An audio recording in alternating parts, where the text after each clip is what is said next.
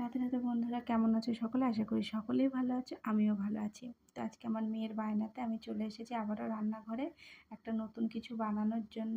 আমার মেয়ের শরীরটা প্রচণ্ড খারাপ ছিল, তো সেই কারণে ও ভালো করে খাওয়া দাওয়া করতে পারছিল না। আর তোমাদেরকে তো আগেই বলেছি আমরা বাইরের খাবার সেরকম একটা খাই না, যেটুকুনি খাই বেশিরভাগই ঘরে বানিয়ে খাই। তো আজকে সন্ধ্যাবেলায় ঘরে একটুখানি মাংস ছিল দেখলাম, আর যাবতীয় যা যা লাগবে সেগুলোও সব কিছু ছিল। তো ভাবলাম সেটা দিয়ে কিছু বানিয়ে নিই।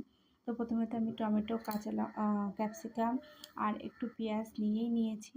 সেগুলোকে পিস পিস করে কেটে নেবো। আর এদিকে একটুখানি সলিড মাংস নিয়ে নিয়েছি, তার মধ্যে একটু টক দই, রসুন বাটা, আদা বাটা, লবণ, লঙ্কার গুঁড়ো, একটু জিরের গুঁড়ো দিয়েছি, আর তার মধ্যে একটুখানি হলুদ দিলাম, আর একটুখানি গোলমরিচের গুঁড়োও দিয়ে দিয়েছি।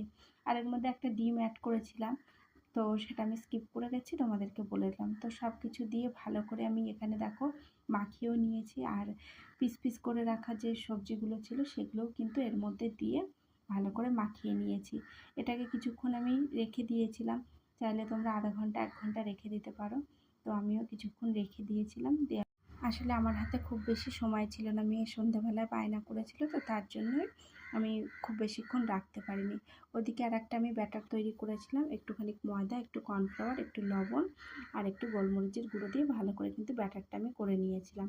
আর কি ওর মধ্যে এবার এগুলোকে ভালো করে ডুবিয়ে নিয়ে এই যে এক এক করে কিন্তু ভেজে নিচ্ছি। আর আমার মেয়ের জন্য যেগুলো বানিয়েছিলাম সেগুলোতে কিন্তু কোনো রকম সবজি দিইনি, শুধু একটুখানি পেঁয়াজ দিয়েছিলাম, ক্যাপসিকাম, টমেটো, ওগুলো কোনো কিছুই দিইনি। আর এই যে লাল লাল করে দেখো আমি সুন্দর করে ভেজেও নিয়েছি। এটা তো বানিয়েছি চিকেন সাটে, যদিও সাটেতে এরপরে একটুখানি মশলা দিয়ে ওটাকে সতে করতে হয়, আমি আর ওটা করেছিলাম না। তো আমি ডাইরেক্ট এটাকে গোল্ডেন ফ্রাই করে ভালো করে ভেজে নিয়েছিলাম। আর এটা খেতে কীরকম হয়েছে সেটা তো আমার মেয়ের মুখ দেখলে তোমরা বুঝতেই পারছো।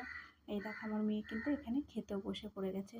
আসলে যখন আমাদের বড়দেরও দেখবে সবসময় কিন্তু ভাত রুটি এগুলো খেতে ভালো লাগে না, তখন মনে হয় কিছু মুখরোচক খাবার খায়। তো সেই কারণে আমার মেয়েরও একটুখানি মনে হয়েছিল, তাই আমি ওকে বানিয়ে দিয়েছি। তো ভিডিওটি দেখার জন্য অসংখ্য ধন্যবাদ। সকলেই ভালো থেকো, সুস্থ থাকো, দেখা হচ্ছে পরের ভিডিওতে। টাটা।